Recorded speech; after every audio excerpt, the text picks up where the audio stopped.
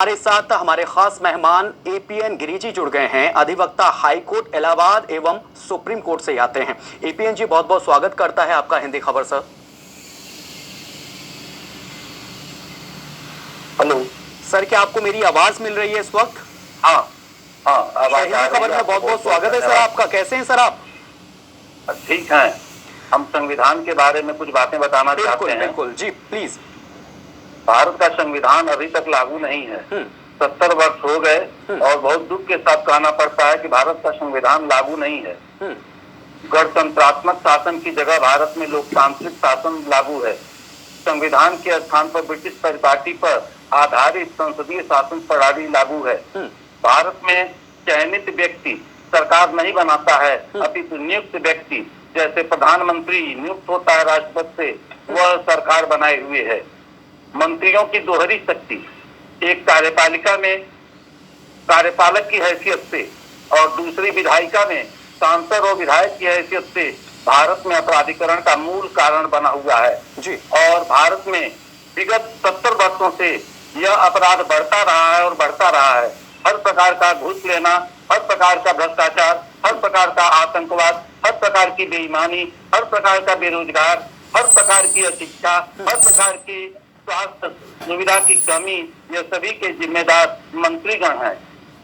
एक व्यक्ति जो भारत के सभी इलेक्टोरल कॉलेज से, भारत के सभी लोगों से चयनित है, वह एक अपने नियुक्त किया हुआ व्यक्ति प्रधानमंत्री से नियंत्रित होकर के सभी संवैधानिक प्राधिकारियों को उनसे नियंत्रित होने के लिए बाध्य करता है। यही कारण है कि हमारे यहाँ बेरोजगारी, बेईमानी बढ़ रही है और सांसद और विधायक जो है अपनी पूरी मंशा के साथ घूस खा रहे हैं, पैसे खा रहे हैं, टैक्स बढ़ा रहे हैं। आज की जो स्थिति है, चाहे वो कोरोना की हो, चाहे वो किसी भी प्रकार की हो, सबसे बड़ा वायरस जिसको रोना वायरस कहेंगे, वह है मंत्रियों की दोहरी शक्ति। जब तक मंत्रियों की दोहरी शक्ति संविधान विरुद्ध भारत में संसद में रहेगी और मंत्री कानून बना करके कानून का पालन कराते रहेंगे, तब तक रोना वायरस कंटिन्यू भारत में लगा रहेगा और लोग मरते रहेंगे, रोते रहेंगे, बेरोजगार होते रहेंगे, भ्रष्टाचार बढ़ता रहेगा, अपराध बढ़ता रहेगा, आतंक बढ़ता रहेगा और हमारी सीमाएं धीरे धीरे करके पाकिस्तान से, चाइना से, नेपाल से सिमटती हुई एक दिल्ली में ही रह जाएंगी, ऐसा प्रतीत होता है। अभी 70 वर्ष हुए हैं, 70 वर्ष में भी बहुत कुछ हो सकता है और पता चला कि 150 साल में इंडिया खत्म हो गई। अतः सभी भारत के लोगों को सचेत होना चाहिए कि भारत के संविधान की सुरक्षा करें। भारत के संविधान की सुरक्षा, संरक्षा और प्रतिरक्षा की जिम्मेदारी भारत के महामहिम राष्ट्रपति की है, लेकिन वह स्वयं प्रधानमंत्री से नियुक्त होते हैं। प्रधानमंत्री का कहीं भी चयन नहीं होता है। प्रधानमंत्री न ही हाउस के अंदर चयनित होता है, न ही हाउस के बाहर चयनित होता है। वह नियुक्त प्राधिकारी है और वह राष्ट्रपति को नियंत्रित करता है, चीफ जस्टिस को नियंत्रित करता है, हाई कोर्ट को नियंत्रित करता है, सभी प्रशासनिक अधिकारियों को नियंत्रित करता है, जिसकी वजह से भारत में अपराध बढ़ा हुआ है। लोग नेताओं से नियंत्रित होने लगे हैं, प्रशासनिक अधिकारियों से नहीं। अगर प्रशासनिक अधिकारियों से न्याय के लिए मांगने जाते हैं, कुछ भी न्याय मांगते हैं, तो उस पर नेताओं का वर्चस्व बना रहता है और नेता जैसा करते हैं वैसा वह अधिकारी करने के लिए तैयार होता है, क्योंकि अधिकारी उनसे नियंत्रित होता है। वह नेता या मंत्री अधिकारियों का प्रोन्नत करते हैं, अधिकारियों का ट्रांसफर करते हैं, अधिकारियों को सस्पेंड करते हैं, अधिकारियों को टर्मिनेट करते हैं। यह स्थिति आ गई है।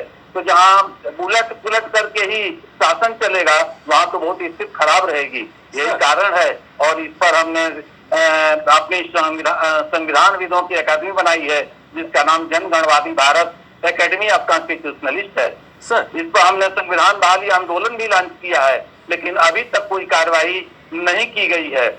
हम राष्ट्रपति को, चुनाव आयोग को, चीफ जस्टिस को, bar council of Uttar Pradesh को, बार काउंसिल ऑफ इंडिया को और अन्य सभी प्राधिकारियों को एवं थाने में और कचहरियों में भी हमने कंप्लेंट दाखिल की है, लेकिन सभी जजेज यह कहते हैं कि हमारे पेट पर लात न मारो, जाओ सांसदों से पूछो, विधायकों से पूछो, और विधायक के कहने पर, विधायक के पास जाने पर विधायक का कहते हैं कि जाओ, यह न्याय की बात है और तुम कानून के आदमी हो, जाओ न्याय लेकर के आओ।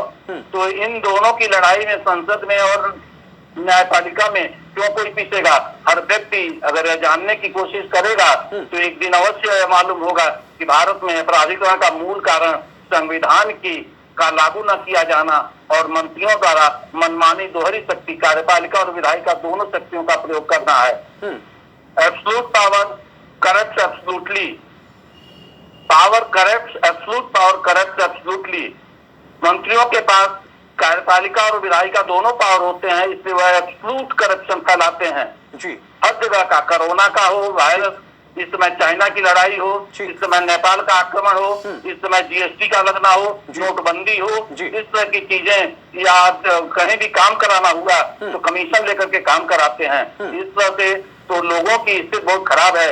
इसी को हमारी तरफ से, हमारी एकेडमी की तरफ से, हमारे आंदोलन की तरफ से इस कोरोना वायरस कहा गया है। यह बहुत ही खतरनाक है और जब तक सुप्रीम कोर्ट और संसद इस पर विचार नहीं करेंगे या जब तक उनको प्रतिस्थापित करके सही लोगों को नहीं ले आया जाएगा, तब तक ये स्थिति वो लोग बनाए रखेंगे और उससे पत्रकारिता, शिक्षा, स्वास्थ्य और अन्य सेवाएं, प्रशासनिक सेवाएं सभी प्रदूषित हो रही हैं। वकील साहब, बहुत बहुत शुक्रिया। हिंदी खबर पर आपने तमाम अपने विचार साझा किए हैं। आपके मुताबिक जो बातें हैं वो आपने रखी हैं। बहुत बहुत शुक्रिया आपका सर।